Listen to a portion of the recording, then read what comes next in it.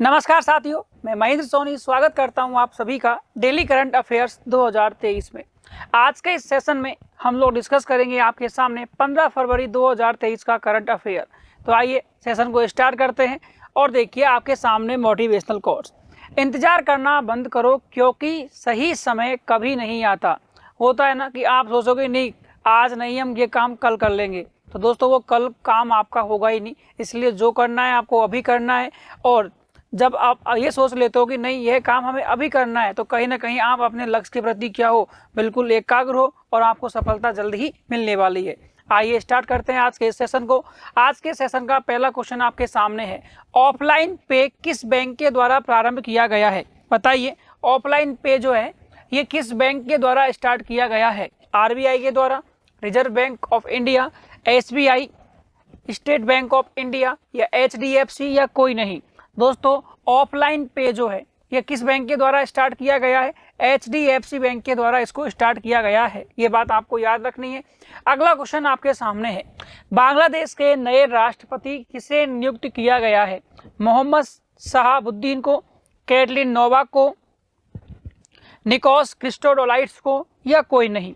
तो इसका right answer हो जाएगा, देखो हाल ही में जो बांग्लादेश के 22वें क्रम के जो राष्ट्रपति नियुक्त किए गए हैं, इनका नाम है दोस्तों मोहम्मद शहाबुद्दीन। ये बात आपको याद रखनी है। इसके अलावा देखो जो बांग्लादेश जो है, इस बांग्लादेश की जो राजधानी है ये क्या है, ये भी आपको पता होना चाहिए। बांग्लादेश की जो कैपिटल है, बांग्लादेश की जो राजधानी है ये क्या है? ढाका है। क्या है? बांग्लादेश की राजधानी ढाका है।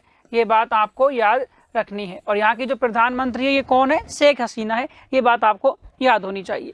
आइए क्वेश्चन नंबर 3 आपके सामने है, ललिता लाजमी जिनका हाल ही में निधन हुआ है, इनका संबंध है चित्रकारी से, पत्रकार हैं ये, क्या ये गायक हैं या एक खिलाड़ी है?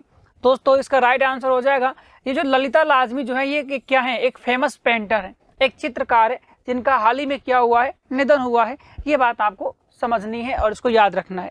अगला क्वेश्चन आपके सामने है, अमृत पैक्स 2023 का उद्घाटन किसने किया है? दोस्तों ध्यान रखना, अमृत पैक्स 2023 जो है इसका उद्घाटन अश्विनी वैष्णव ने किया है, राजनाथ सिंह जी ने किया है, अमित शाह ने किया है, कोई नहीं। तो ध्यान रखना, अमृत पैक्स 2023 जो है इसका उद्घाटन किसने किया है? अश्विनी वैष्णव ने किया है। ये क्या है हमारे?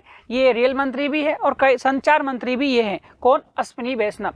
अब ये अमृत पैक्स किससे संबंधित है? 2023, क्योंकि कहीं ना कहीं डाक टिकट की जो प्रदर्शनी की गई है इसके अंदर डाक टिकट से संबंधित जो अमृत पैक्स है इसका उद्घाटन किया गया है। तो देखिए कुछ फैक्ट्स।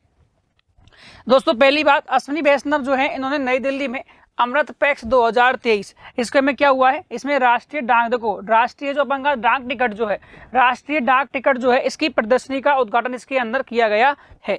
अब आपके पेपर में ये पूछा जा सकता है कि जो भारतीय डाक जो है, इंडिया जो पोस्ट है, इंडियन जो पोस्ट है होता है, ये भारतीय डाक जो है ये भारत सरकार के किस मंत्रालय के अधीन काम करती है? तो ध्यान रखना, ये भारत के संचार मंत्रालय, भारत के संचार मंत्रालय के तहत क्या करती है? कार्य करती है। ये बात आपको पता होनी चाहिए।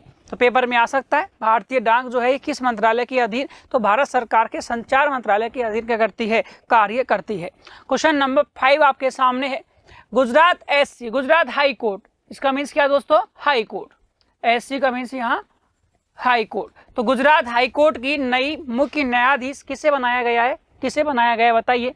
क्या समीका रवि को, सोनिया गिरिधर गोकानी, संदीप मेहता या कोई नहीं? तो दोस्तों इसका राइट आंसर हो जाएगा जो सोनिया गिरिधर जो गोकानी हैं, इनको गुजरात हाई कोर्ट की नई मुख्य न्यायाधीश के रूप में नियुक्त किया गया है।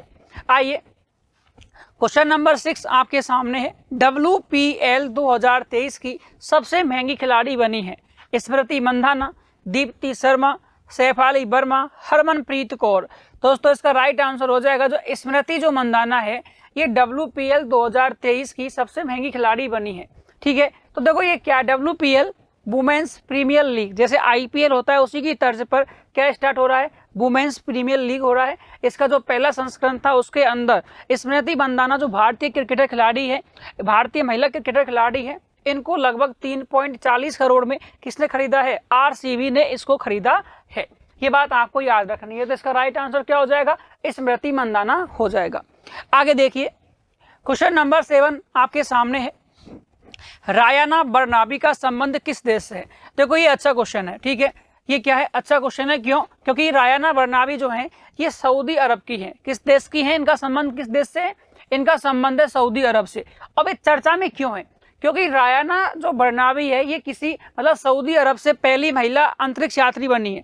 क्योंकि ये अंतरिक्ष यात्री हैं जो कहाँ जाएंगी? अंतरिक्ष के अंदर जाएंगी। तो आइए इनसे संबंधित कुछ फैक्ट आप देख लीजिए दोस्तों। पहली बात देखो क्या लिखा हुआ है कि ये सऊदी अरब से, ये सऊदी अरब जो देश है इससे 2023 में अंतरिक्ष मिशन पर जाने वाली क्या है? पहली महिला है।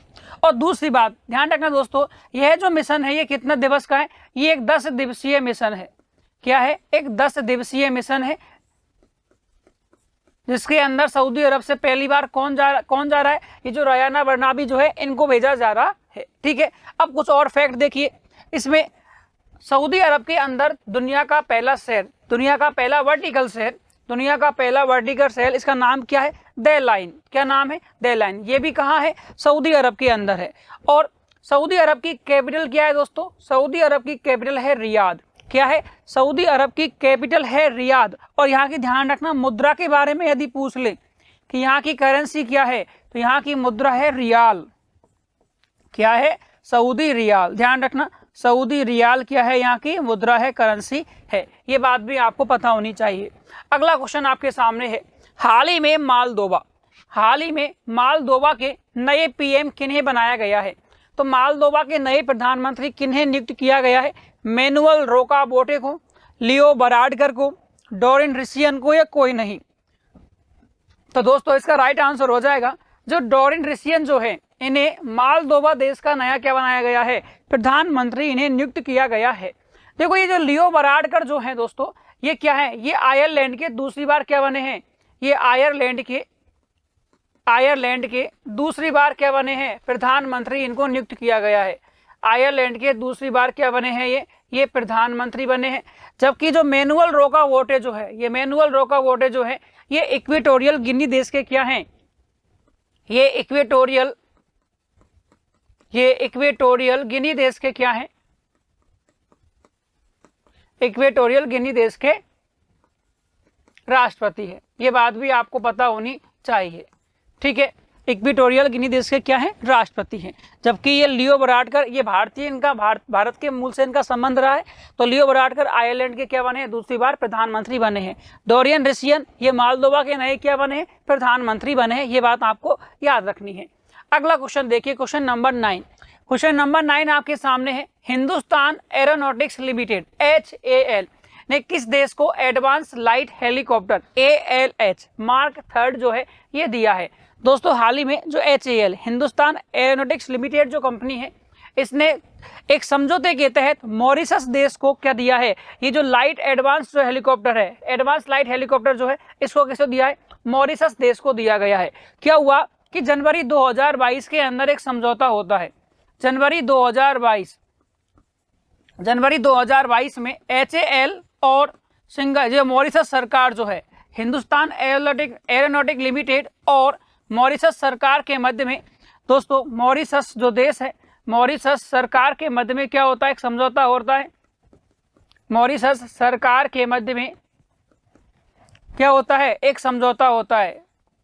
के मध्य में क्या होता है? समझौता होता है। और इस समझौते के तहत ये जो हेलीकॉप्टर है ये किसको दिया गया है? मॉरिशस देश को दिया गया है। किसके द्वारा? इस HAL कंपनी के द्वारा। अब देखिए आइए बात करते हैं इस मॉरिशस देश की। इस मॉरिशस की जो कैपिटल है दोस्तों ये क्या है? मॉरिशस जो है इसकी जो राजधानी है, तो मॉरिशस की राजधानी है पोर्ट लुइस।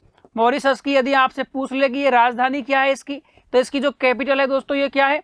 पोर्ट लुइस जो है ये इसकी राजधानी है, ठीक है। तो ये बात भी आपको पता होनी चाहिए।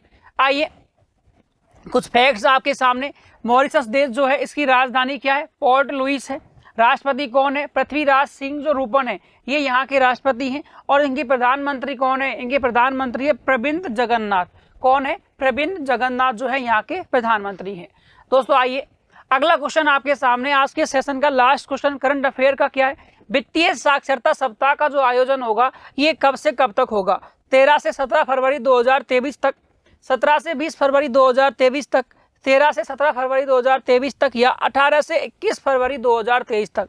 देखो हाल ही में जो आरबीआई है उसने 13 से और 17 फरवरी तक वित्तीय साक्षरता सप्ताह का आयोजन किया है। ठीक है, तो ध्यान रखना 13 से 17 फरवरी 2023 तक क्या होगा, वित्तीय साक्षरता सप्ताह का आयोजन होगा। अब आइए देखो जानते हैं आरबीआई के बारे में।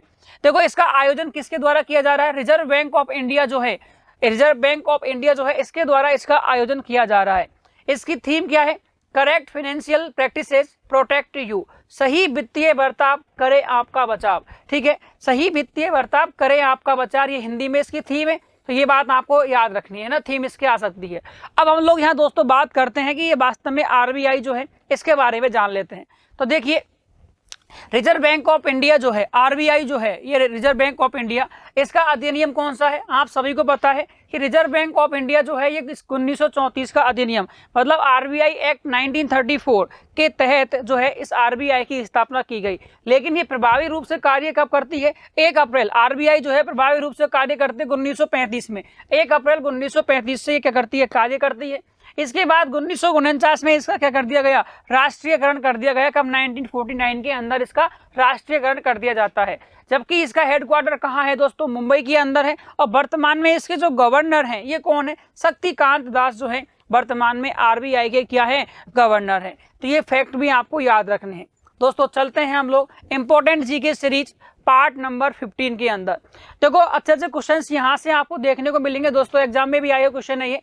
बांधों को आधुनिक भारत के मंदिर किसने कहा, बांधों को आधुनिक भारत के मंदिर किसने कहा, पंडित जवाहरलाल नेहरू ने। किसने कहा, पंडित जवाहरलाल नेहरू ने बांधों को आधुनिक भारत के मंदिर कहा।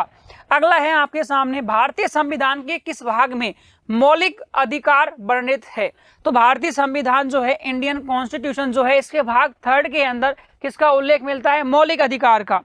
यूरेनस जो है, ये यूरेनस सूर्य से कौन से क्रम का ग्रह है, यूरेनस सूर्य से कौन से क्रम का ग्रह है। दोस्तों क्या हो जाएगा इसका आंसर, ये 7वें नंबर का ग्रह है सूर्य से। ठीक है, आगे है बेकुरल किसके मापन की इकाई है, बेकुरल जो है ये किसके मापन की इकाई है, रेडियो एक्टिविटी या रेडियो धर्मिता। ध्यान रखना, इसका यदि हिंदी में बोले तो क्या बोलोगे, रेडियो धर्मिता। तो रेडियो धर्मिता की इकाई क्या है, बेकुरल है। तो ये आज का सेशन हमारा दोस्तों यहाँ समाप्त होता है। मिलते हैं आपके सामने नेक्स्ट सेशन में, तब तक के लिए थैंक यू।